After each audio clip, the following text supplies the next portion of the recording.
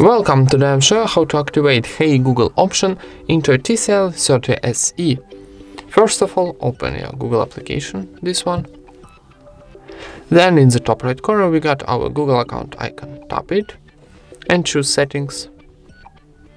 Here choose voice option and now go into voice match. And here tap on the switcher to activate your Hey Google. Tap. Next need give access to your assistant, tap next, and yes, I agree.